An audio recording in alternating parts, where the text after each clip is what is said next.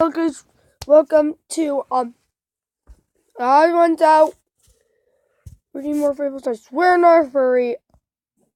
I swear to God I think we humans find things covered in hair more cute. We're more attracted to things covered in hair. And that's why I'm a furry. Hey, James! Hey! Furby? Everyone's gonna put on $2,000 animal costumes and walk around. Do you wanna come? Oh, thank you. No. But don't let me stop you from this hobby of yours. I may not understand why you like it, but as long as you're not harassing or hurting anyone, or anything, then do whatever makes you happy. Also shower regularly and eat your vegetables. So, in the last video, I made a haha joke about being a furry. I said given the choice between an animal with fur and one without fur, that most people would think the animal covered in fur would be cuter. And haha, if we applied that logic to people, then everyone would be a furry. I got a mixed bag of responses to that joke. Okay, I was looking at all the comments about James saying he's a furry, and in my opinion, it shouldn't matter. If James is a furry and he told you, that means he trusts you and thinks that you would accept him the way he is. I don't care, I'm not watching him anymore. Well, that's really nice of you, Mr. Branch. But I still don't trust you. A lot of people were confused, so for the remainder of this video, every time I make a joke, it will be followed by this message. 2 muffins are in an oven. One says, "Boy, it's hot in here." And the other says, "Yeah, you live in Arizona, what'd you expect?" But I'd say for the most part, you guys were very accepting. So that's good to know if I ever do want to come out as something. But if we wanted to talk about someone who is a furry, then look no further than 600 BC. No fur back. You have to look pretty far. What am I talking about? I'm talking about this man named Aesop. Aesop. Asap. Asuabwe. This man was the world's first furry. Okay, I'm calling him a furry because he wrote a lot of fables with talking animals in them, so I'm making fun of him for writing a lot of furry fan fiction. I'm making fun of a dead person. I made a video about a year and a half ago reading some of Aesop's fables, and that video is what this official Odd Ones Out shirt is referencing. Fables are short stories, usually with talking animals that have a moral at the end. Characters in fables don't have names. They're just simple, cookie-cutter characters. You don't have a fable with Michelangelo and Raphael from the Ninja Turtles. No, you have a fable with the tortoise and the other tortoise. So I'm going to read some more of Aesop's fables, but I'll be focusing on just one character, the fox. The fox gets around. You could pick any animal, and a fable exists with that animal being taken advantage of by a fox. The fox and the Triceratops. That fable probably exists. With the amount of fables the fox has been in, you'd expect him to be more moral than Gandhi. Aesop really liked foxes. His persona was probably a fox. The fox and the goat. So once there was this fox eating some cheese, he wasn't looking where he was going, and he fell down a well. The fox had no way of getting out. Then a goat just so happened to be walking by and said, "Hey, what are you doing down there, you silly goose?" "Actually, I'm a fox," said the fox. "I was just drinking some of this lovely water. Is it good?" "Oh, it's only the best water in the entire universe." So the goat decided to jump down and join the fox. But then the fox used the goat. He used her as a stepping stool to get out of the well. The website I'm reading this from has an interactive picture that shows the events that happened. Let's watch.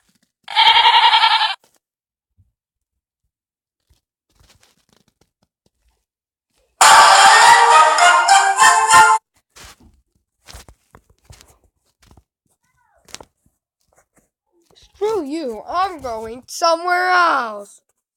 Okay, no, that was a joke. So then the goat says, "Whoa, buckaroo, aren't you going to help me out?"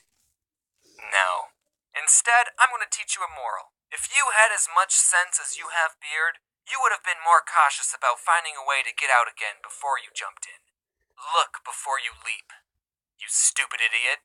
Okay, goodbye. But, Fox, you fell into the well, too. You were the one not looking. The goat looked, you just lied to her. And you got away with it. So, the real moral of the story is, you can abuse the people in your life with no consequences, as long as they end up dead in a well. The Fox and the Crab. This fable is pretty short. Once there was a crab who was tired of living next to sand, so he decided to move to a meadow. And then a fox ate him.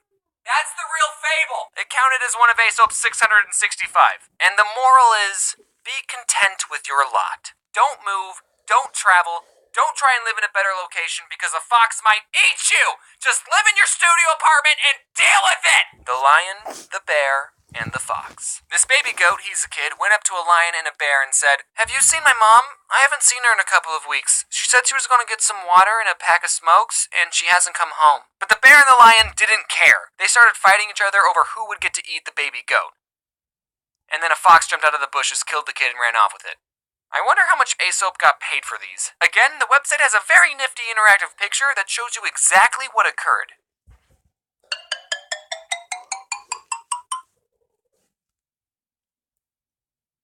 And the moral of the story? Those who have all the toil do not always get the profit. I'm not exactly sure what that means. Seems to me the moral should be, don't talk to... I don't really know what that means too. The lions and bears, and watch out for foxes. The Fox and the Grapes. Basically what happens in this fable was that once there were some grapes growing on a really tall tree. Do grapes grow on really tall trees? Maybe they did in 600 BC. And the fox really wanted some of the grapes. Do foxes like grapes? Maybe they did in 600 BC. And so he tried to get them himself, but he couldn't reach them. And since the fox didn't want to ask for help, probably because all the other animals hated him, he said, I didn't want your sour grapes anyway. There are many who pretend to despise and belittle that which is beyond their reach. Which is where I think the phrase money is the root of all evil came from. People were upset that they couldn't get money, so they just said, I didn't want your evil money anyway. Okay, here's the last fable. This one's kinda sad. The Fox and the Scorpion. So the fox, this whole time, had been gathering ingredients to make the perfect sandwich. He got the meat from an orphaned goat, a sautéed depressed crab, and some cheese. He was also going to get a side of grapes, but he decided to go without them. When all of a sudden, a scorpion comes up to him and said, "Hey, can I get a ride across the river? I'm too small to swim across." "Ha! Nice try, Slick. If I gave you a ride, you'd just sting me." No, if I did that, we'd both drown. It would be a lose-lose." "Yeah, right, I'll help you out. I've been acting like a huge jerk lately, all to make this one sandwich. But I'm going to change starting now. For once, I'm going to be helpful." So the fox gives the scorpion a ride, when all of a sudden... "Why'd you sting me?" "Because I'm a scorpion. It's in my nature." "Yeah, but you're a talking scorpion. I thought you'd have enough cognitive sense to know not to do that. You even said yourself that if you stung me, we'd both die." "Actually, I can hold my breath for 6 days." "What?" "Yeah, watch." "My sandwich." And then the fox died. He had no family, no friends, and no sandwich. And that's why you never help scorpions.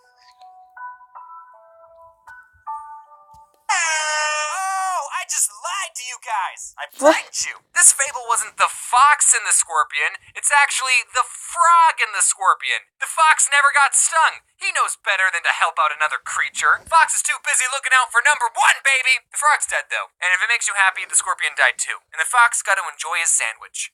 Still alone, but... The end. Man, what a plot twist. Aren't I so good at telling stories? So what did we learn, children? We learned, don't ask for help. Don't help out others, lie to people, take what you want, and you'll succeed. Woo! This video took longer to make than I thought it would. It's been a while since I did an end card. I missed you guys. VidCon Australia was a lot of fun, mate. You know how in the beginning of the video I said I wasn't a furry? But then, for the rest of the video, I just ended up drawing a bunch of foxes. So, I don't know if that technically makes me a... Bye, guys.